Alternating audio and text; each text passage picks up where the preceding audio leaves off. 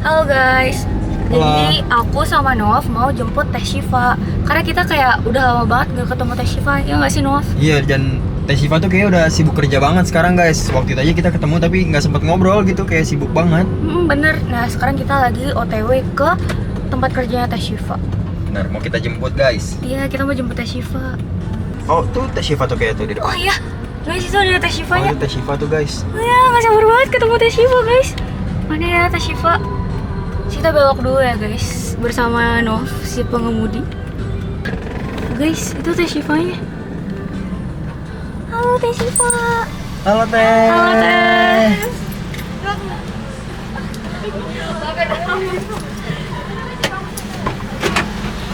Nah guys, Halo, Teh. akhirnya kita ketemu. Iya, apa kabar? Udah lama kita tidak bertemu. Kita tuh kayak udah kangen banget gitu loh sama Teteh. Karena terakhir kali ketemu kapan sih dulu? Iya, udah kayak di acara keluarga yang terakhir ya. Kapan Iya, ya waktu itu. Mm-mm. Lebaran terakhir. Tuh. Nah, kira-kira Teteh lagi sibuk-sibuk banget nggak ya? Jujur sebenarnya lumayan sih. Sebenarnya kayak sibuk banget juga enggak, tapi agak padat aja. Jadi kayak agak susah gitu kan cari waktu untuk datang segala macam. Bener. Nah, menurut aku enaknya kita ngobrol nggak sih Teh ke rumahnya Nov? Oh iya, ngobrol oke lebih oke. Setuju, ada acara apa nih di rumahnya? Lagi rame Teh. Oh, lagi rame. Lagi rame, kita Nice, lagi nice, kumpul-kumpul. nice. Iya. Oh iya, udah lama juga gak ketemu sama sepupu-sepupu yang lain. Teh Shiva kan sekarang sibuk ya. Iya. Kira-kira kantor Teh Shiva yang tadi tuh bekerja dalam bidang apa sih Teh? Kalau sekarang sebenarnya aku masih jadi trainee sih di BRI, jadi masih belajar gitu. Jadi sekalian tadi kayak ngeliat-liat aja sih cabang-cabang di sini gitu. Oh, oke. Nah, mending kita ngobrol di rumah aja nggak sih Teh? Oke oke. Bye bye guys. Kita mau ngobrol di rumah, tungguin kita ya. Bye.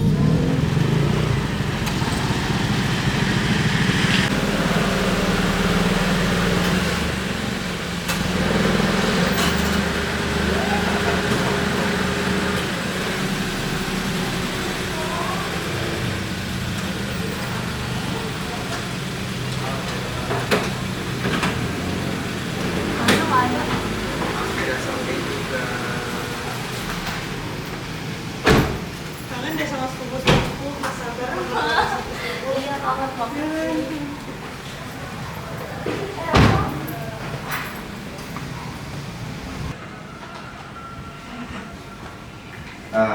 Alhamdulillah akhirnya sampai juga. Iya, rasanya kayak udah lama banget sih nggak main sama Teh Shiva. Iya. Udah bertahun-tahun gak sih kita gak ketemu? Teh, kamu mau nanya nih, ngomong-ngomong, itu tuh kenapa sih saat itu tuh bisa memilih jurusan bisnis digital? Padahal kan saat Teteh masuk kan masih bisa dibilang bisnis itu jurusan yang baru ya Teh? Apa nggak ada keraguan saat itu Teh? Sebenarnya kalau buat keraguan sih ada, apalagi waktu itu aku masuk aku baru angkatan keempat kan. Iya benar. Dan aku udah ngambil fisik juga dari 4 tahun yang lalu, tapi sebenarnya gara-gara waktu itu kan banyak ini kalau teknologi kan kembangnya lagi cepet banget Iya, tuh, setuju terus banget habis itu sama lagi itu. banyak banget rise of startups juga kan. Jadi mungkin dengan prospek bisnis dan mungkin apa yang ada di website bisnis waktu itu dan prospek kerjanya juga menurut aku align sama yang aku mau untuk dicapai di karir. Jadi mungkin itu yang bikin aku buat ngambil bisnis. Apalagi itu juga fakultasnya maksudnya kayak ekonomi dan bisnis kan, dan itu juga sebenarnya dari awal aku emang pengen ambil ekonomi dan bisnis. Wah, visioner banget sih Teh. Dan aku sendiri pun masih bingung gitu loh bedanya marketplace sama e-commerce. Nah, menurut Teteh nih, sebagai mahasiswa yang bisa dibilang angkatan baru, kira-kira Teteh merasakan nggak sih apa yang namanya kelinci percobaan gitu? Sebenarnya kalau buat kelinci percobaan sih enggak ya, cuma mungkin tapi emang waktu di awal emang masih agak bingung nih kita sebenarnya prospeknya mau kemana, karena sebenarnya prospek range bisnis itu luas banget, mungkin kayak ada di bagian data atau mungkin di bagian marketing atau mungkin di bagian programming juga banyak banget. Jadi sebenarnya di situ juga menurut aku kita bakal expose banget dari setiap apa nih bidang-bidang kayak gitu.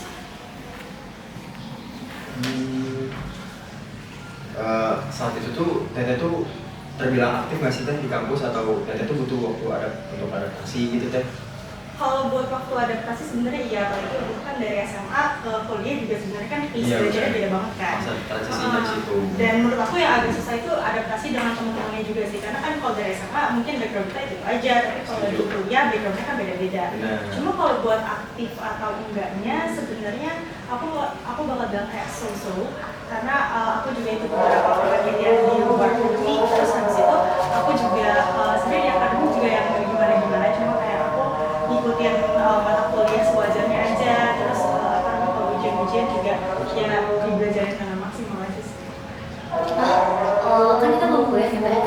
Kayak gitu tuh pengen tahu gitu kayak masa-masa kuliah teteh. Teteh tuh ada nggak sih kayak yang pengalaman, wah ini pengalamannya berkesan banget nih, kira-kira ada nggak waktu teteh kuliah? Sebenarnya menurut aku kalau aku ngejalanin kuliah cuma akademisnya aja, itu aku bakal nyesel banget. Kayaknya kalau misalkan aku ngejalanin kuliah, pastinya aku bakal kayak coba maksimalin dan optimalin lagi di kampus, di kegiatan-kegiatan di luar akademik, kayak mungkin ikut organisasi atau mungkin ikut lomba-lomba juga, ikut senior itu. Tapi kalau menurut aku selain akademis kita juga harus coba-coba kegiatan di luar kampus dan juga di luar lingkungan akademik. Keren sih, aku udah mulai kebayang sih ke depannya mau kerja dalam bidang digital ini. Benar. Untuk kuliah di bisnis digital juga aku kayak udah mulai tertarik gitu loh teh. Kayak benar. Terus kata mama, kayak teteh tuh pernah exchange gitu. Kira-kira teteh persiapannya apa aja sih, sama teteh exchange-nya kemana? Kalau waktu itu sebenarnya untuk exchange sendiri aku ada kayak program beasiswa gitu dari Kemendikbud. Jadi emang dari pertama kali aku masuk itu kalau nggak salah dia tahun pertama ada program beasiswa. Nah jadi emang dari awal aku masuk tuh aku mulai persiapin ininya sih sebenarnya untuk prosesnya. Sebenarnya nggak siapin banget, cuma beberapa organisasi atau mungkin lomba-lomba yang aku ikutin emang long term goals-nya karena aku pengen ikut exchange ini. Jadi yang online aja gitu loh buat proses pendaftaran exchange sendiri. Cuma kalau untuk proses pendaftarannya sendiri, untuk dokumen-dokumennya sebenarnya itu nanti ada di website-nya sendiri apa yang harus kita kumpulin. Cuma emang beberapa pengalaman aku dari semester 1 sampai semester 4 sebelum aku daftar exchange itu emang aku sengaja banget untuk kayak apa ya, bikin se-align mungkin dengan program yang pengen aku ambil. Dan kemarin aku tuh ambil exchange-nya ke University of Glasgow karena kebetulan matkul-matkul yang ada di University of Glasgow sendiri itu sesuai sama yang pengen aku baca. Gimana tuh teh Univet ya? Itu di Scotland. Oh di Scotland. Kira-kira tuh perbedaan sistem belajar di Scotland sama Indonesia tuh kira-kira bedanya apa sih teh? Kalau buat sistem belajar sendiri itu menurut aku menarik banget karena kalau di sana itu kita belajar ada dua sistem, itu lecture sama seminar. Kalau di kita, setahu kalau di luar itu jatuhnya lebih ke lecture gitu kan, karena dosen jelasin materi, terus kita mungkin nyatet dan segala macam. Cuma kalau di sana kita ada seminar, seminar itu bentuknya lebih kayak kita discuss sama teman-teman, dan itu jatuhnya lebih interaktif juga, karena itu juga mengharuskan kita untuk lebih aktif dalam beropini dan segala macam. Dan kalau lecture ini menurutku something yang very interesting yang aku temuin adalah kan kalau di kita, kalau misalnya kita mau ada jam, udah ada jadwal sendiri kan, nanti kalau misalkan dosen overtime itu kan kita harus ingetin dosennya atau segala macam. Cuma kalau di sana, kalau memang dosennya udah overtime, itu tuh semua mahasiswanya keluar aja gitu tanpa pamit dan apa-apa. Jadi mungkin in terms of respect menurut aku di Indo lebih respectful sih kalau cara belajar. Kan itu kayak ada sebenarnya gap perbedaan cara mengajar kan beda kan teh. Kira-kira teteh sempat ngalamin kayak culture shock nggak sih di sana? Kalau buat pelajarannya sih sebenarnya iya, cuma kalau dari jadi sebenarnya matkul yang aku ambil itu levelnya cukup dasar, cukup tinggi karena itu matkul untuk anak semester 1, sedangkan waktu itu aku udah semester 5, jadi sebenarnya enaknya adalah kita bisa coba dari awal lagi. Tapi kalau untuk culture pembelajarannya sih sebenarnya menurut aku di situ beneran efektif juga, karena dengan adanya lecture dan seminar kita juga bisa nangkep materinya, dan itu juga bikin kita untuk lebih aktif dalam self study sih. Kan kalau di sini kita kalau dosen ngajarin ya udah kita belajar, kalau enggak ya udah gitu. Tapi kalau di sana kita jadi lebih harus self study karena teman-teman lain juga jauh lebih pintar kan, kalau enggak ya sudah. Berarti kalau di sana tuh kayak belajarnya culture shocknya tuh lebih di kehidupannya ya, bukan di pembelajarannya ya. Betul. Adapting with the environment juga sebenarnya bisa. Aku mau tanya dong, kalau dari segi temen aja gimana ya? Soalnya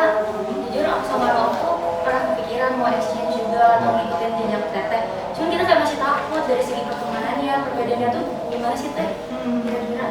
Benar, ini juga salah satu aspek yang sempat jadi concern aku juga waktu itu. Jadi kan kalau aku berangkatnya bareng teman-teman Indo kan, jadi ya sebenarnya ada safety net lah biasanya.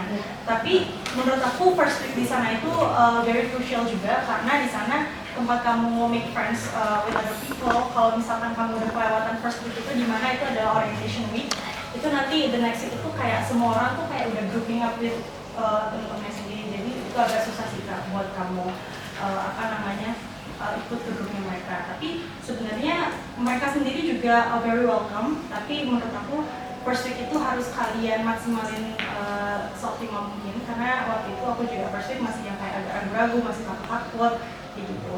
Jadi kalau misalkan I can take back, itu sebenarnya aku bakal coba buat maksimalin first week di sana buat kenal sama orang-orang, dan juga mungkin ikut acara-acara komunitas, karena kan orientation itu beneran rame banget kan, banyak kegiatan segala macam. Dan itu aku bakal coba buat ikutin semua kegiatan yang ada. Intinya nyari lingkungan yang baru lah ya, biar kita bisa settle juga di sana kan. Karena kan sebenarnya orientation itu orang-orang juga belum kenal satu sama lain kan. Mereka juga kenalannya di situ. Jadi ya udah, jadi sebenarnya kayak ya udah cobain aja di situ. Berarti kalau buat sistemnya first week-nya itu gabungan dari semua orang yang exchange atau Teteh kayak masuk kelas anak reguler yang di sana gitu? Sebenarnya kalau orientation week itu dia bener-bener jatuhnya kayak ospek gitu, zaman-zamannya ospek, minggu ospek. Jadi kayak kita nggak ada kelas sama sekali.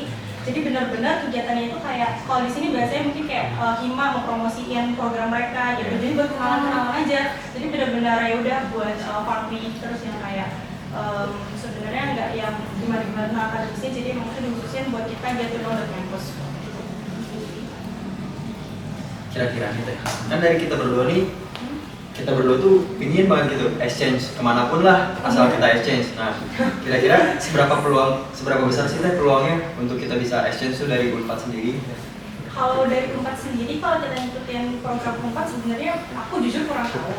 Cuma setahu aku tuh untuk IUP sendiri kan dari programnya sendiri kan. Yeah. Mungkin kalian tinggal lihat aja univ yang mau dituju. Dan setahu aku tuh juga Unpad udah ada kerjasama dengan beberapa kampus di luar negeri.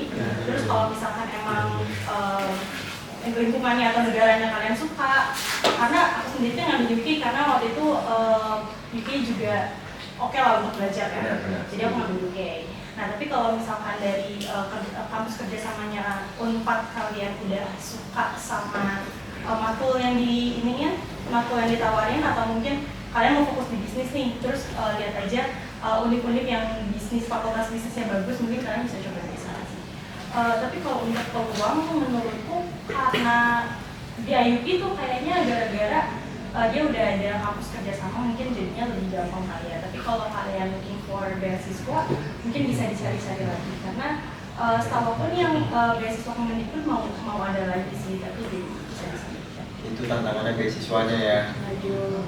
Nah, aku menanya dong Teh, kalau misalnya kan Teteh dari reguler kan, itu sistem konversinya gimana? Apakah Teteh menambah semester atau itu dari exchange itu bisa konversi ke matkul kuliah Teteh sekarang yang waktu itu?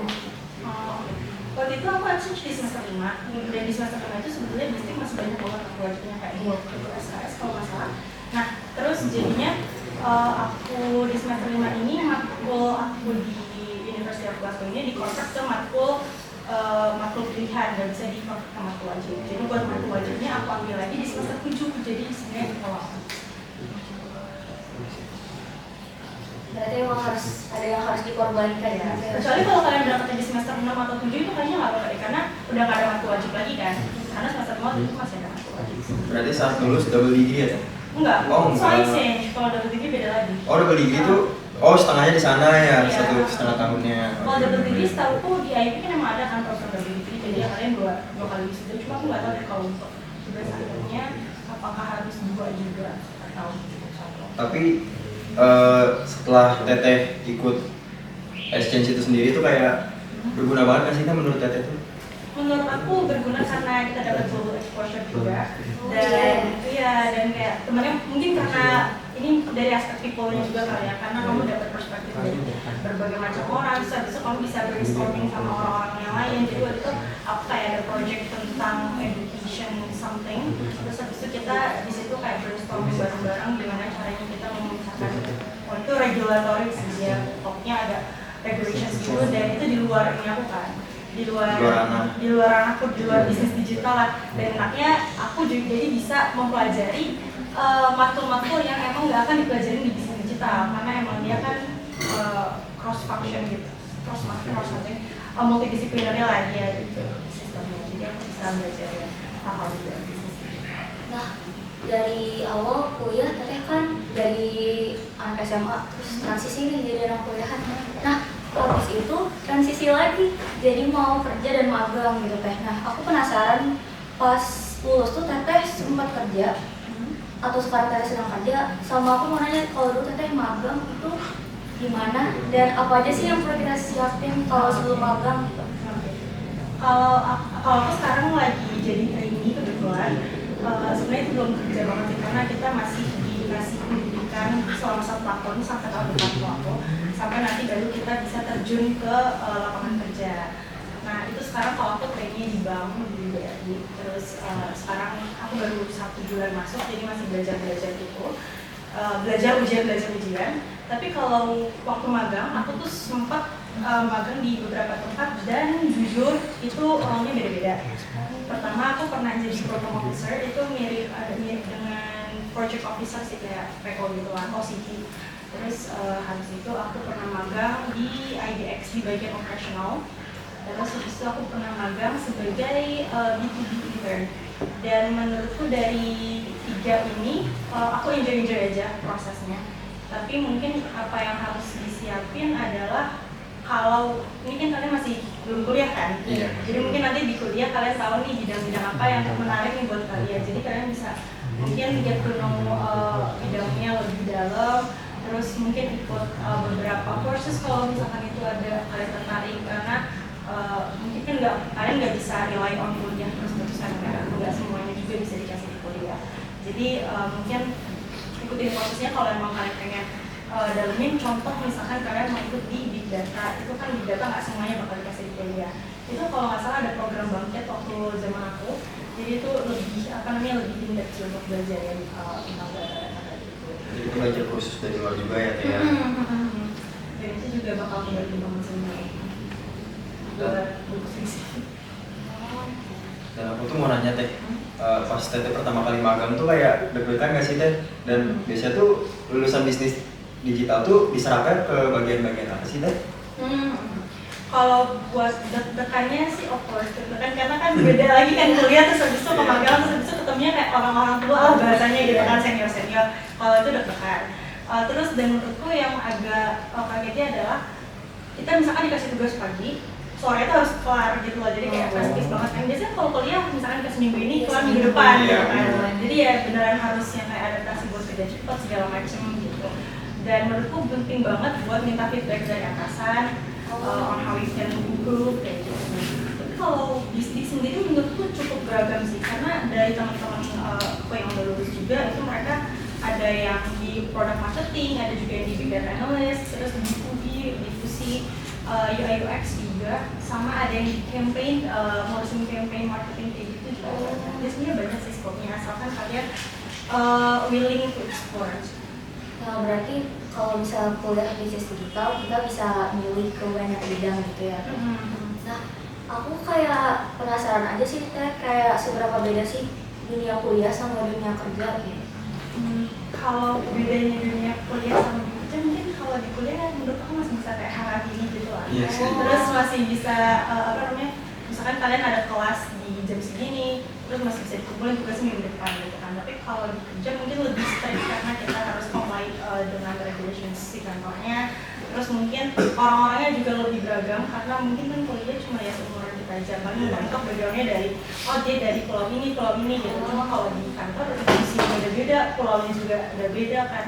Jadi itu adaptasi sama orang-orangnya juga. Terus mungkin kita juga harus kayak kita dilatih untuk kerja cepat benar-benar sih menurut aku, karena kayak apa yang diminta pagi itu biasanya sore udah ditagih lagi.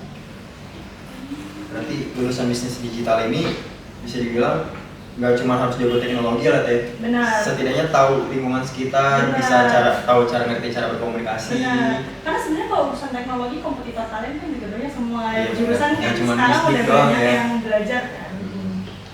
Nah, itu sih teh menurut aku berarti dari apa yang kita sampaikan, selain kita mengikuti dan adjust diri kita sama teknologi, kita kayak harus punya skill komunikasi, terus teamwork dan lain sebagainya biar menopang pas kita masuk dunia kerja gitu ya. Wah, kayaknya kayak gak kerasa gitu kita udah ngobrol lama banget. Adek, ayo makan, jangan ngobrol terus ini, cepat. Waduh, kita dipanggil makan. Kita lapar gak sih? Aku lapar. Makan gak sih? Ayo makan. Ma, mau yang bakar. Nah, aku mau makan apa ya?